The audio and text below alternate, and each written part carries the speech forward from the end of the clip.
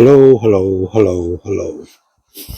Welcome to another Bad Seed Brighton property video. Listen, I just want to say, I never meant to do these videos. I think I posted the first one. It was a thing I did whilst I was waiting to complete on my own property. I just thought it would be of interest. But it's proved to be of much more interest than I imagined it would be. They won't be an omnipresent thing. What I'm hoping is Q1 2025, we're going to go live. We'll move out of my rhubarb depleted back garden and go and view some properties live in France prior to me choosing and hopefully completing on one. The property I want to share with you today is one that has been listed pretty much since I first started looking for property, I think as far back as April of this year, which immediately rings alarm bells. It hasn't sold. What's wrong with it? I think a couple of the last videos have actually been about properties that I probably wouldn't buy myself. I'm going to be a sole occupant for most of the time, apart from when my kids visit. But I still want a reasonable sized property. I think I've realised I want something larger than 100 square metres. This property caught my eye earlier in the year. It's a halfway house between habitable and requiring renovation. It's in the right part of the world. It's got the right amount of land for me. Anyway, here it is. So this property I found on the firstforfrenchproperty.com website. It's marketed by L'Abadie Immobilière, and you will see their overlay logo on most of the images. It's a thing quite a few French agents do. The property is in a place called Couvet in Lower Normandy. So the usual ports, Caen, St. Malo being the closest, and then just focusing in. Again, we're in my normal hunting area. We're just to the east of Bressy. Had a lovely camping holiday there some 20 years ago, and we're in the, let's call it Avranches via Saint-Hilaire triangle.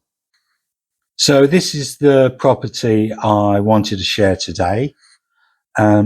Despite it looking a little tired and needing some TLC, I really like this property. It's a good size. I'm looking at the roof and I don't know if the section on the right is newer than the section on the left, but it's a classic Normandy style fermette, I think we'd call this. It's got a little shed tacked on the right hand side. Personally, I think I'd probably lose that. Looks like there's gravel or hard standing outside. Mature trees, obviously. I would describe this property as 2/3 habitable, and I think a third requiring total renovation. I'll come to that later.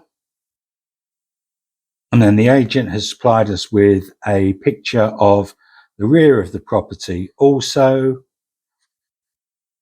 Yeah, again, looks like it's been perhaps ignored for a while. I've spoken to the agent and I believe this property is currently empty. Okay, there's a couple of pictures of the kitchen stroke lounge. So I can see again, traditional tiled floor, lovely feature door on the left. Looks older than you and me put together, probably. There's a door on the right hand side, and I believe that would be the one that leads through to the scullery.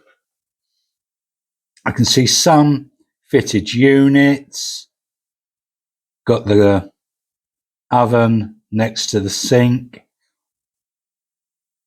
I'm looking at the beam stretching across the room. Don't have a problem with the beam itself. And I think, to be honest, that's grime rather than damp. But that said, it really would benefit from a fresh kitchen. So there's that cooker next to the sink again. And then you can just see the lounge component of it, not very big, with this feature fireplace. Obviously, the fireplace absolutely dominates the space. Perhaps a shame that the repointing wasn't done a little more sympathetically. There's another feature door over in the far corner. Can't really comment on where that goes to. And I've just noticed this teardrop shaped mark on the wall to the right of the fireplace. I can't actually figure out what that is. Fireplace really is the key feature. You can see it's actually got some granite carvings to both sides. And then again, there's this feature nook, again, granite. But again, looks like it could have been done a little more sympathetically. And I'm looking at the walls behind it. They just look water stained to me. There's a picture here, what they're calling the scullery. I think we're calling it a utility room. Yeah, nice to be able to put your white goods outside your living space. There's another radiator there on the wall. Failed to mention there's one in the kitchen also. And then that far door, that looks to be leading off to somewhere with a washing machine, which I haven't seen in any other pictures. So I don't know where that actually is. We've got one picture here of the bath, shower, toilet. It's not really giving much away. And I don't know whether that's ground floor or first floor.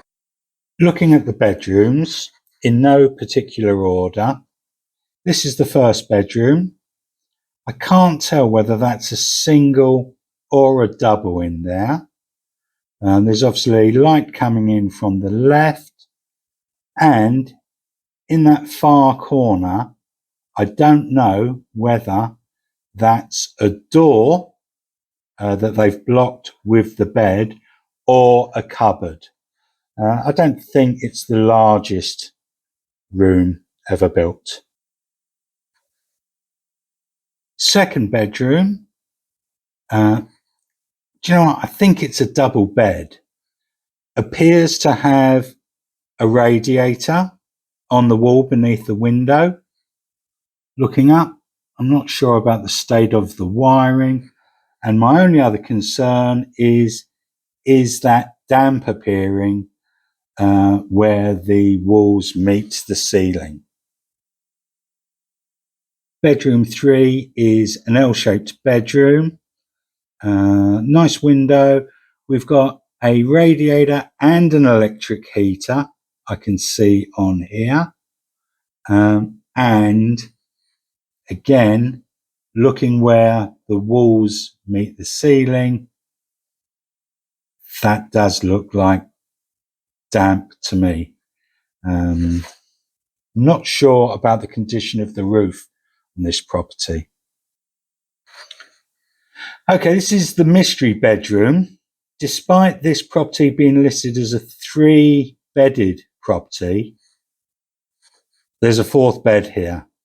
I can only see an electric heater down in that right-hand corner. I've got a feeling this is downstairs, and I don't know whether this is a communal room that's been converted, but I'm guessing. And then this is the part of the house that requires the renovation.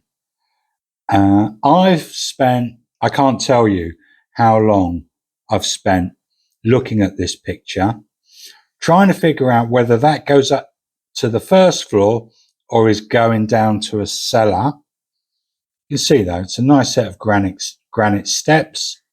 You can also see there's moisture penetration and we need a damp-proof course. This is another shot of the area to be renovated, and with my detective hat on, I'm looking at the double doors and the small window, and I think those are the doors and the window I've highlighted here in yellow. There's another shot here of the same, I think it's ground floor space, carrying on from the previous picture. And I think it's adding to the communal living space available in this property.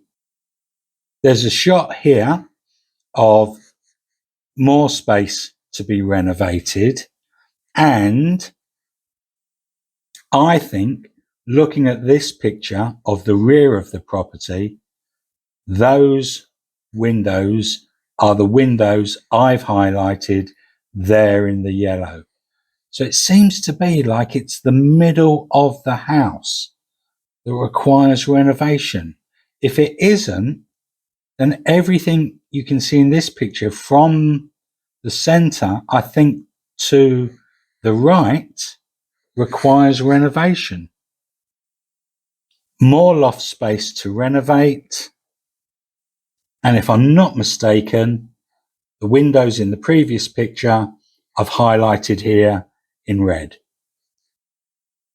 Take that with a pinch of salt. It's all assumption, I'm guessing. And then a final picture of the upstairs to renovate. The only thing I can say, I don't see any daylight coming in from the roof, but it all needs to be investigated and insulated. And I think that pretty much sums this property up. This is one of the unusual ones. Nearly no photos of the external. However, this property comes with 2 further outbuildings. It's got a bread oven. We don't know what condition any of those are in. And it sits on a plot of 12,400 square meters. Cut into the chase and the $64 million question. So this property is listed just shy of €150,000. That works out to £124,000 sterling.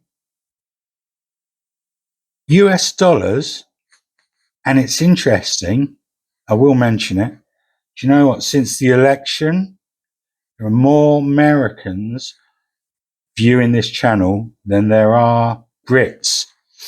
156,000 US dollars, which is also 241,000 Australian or 219,000 Canadian. I have to confess, I like it. It's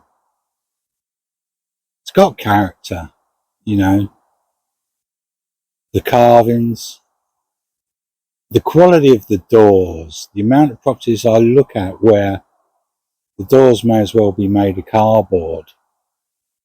Now, I know the quality of the doors shouldn't be what sways you on a property, but the point is, it's an old property, was built solidly. I think with the right investment, it could be a lovely family home. Lounge diner is large enough. I would love somewhere where you could put your personal touches on it, make it your own. For the money, some people say, well, no one in France offers asking price. No, I don't know. You could get 10% off that. I think it's an interesting property. Anyway, it's cool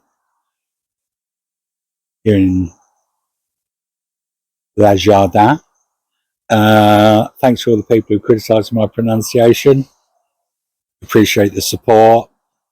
You could have offered constructive criticism and told me what the correct pronunciation was, but it's not the way the internet works. Have a great week, and I'll see you next time. Thanks for watching.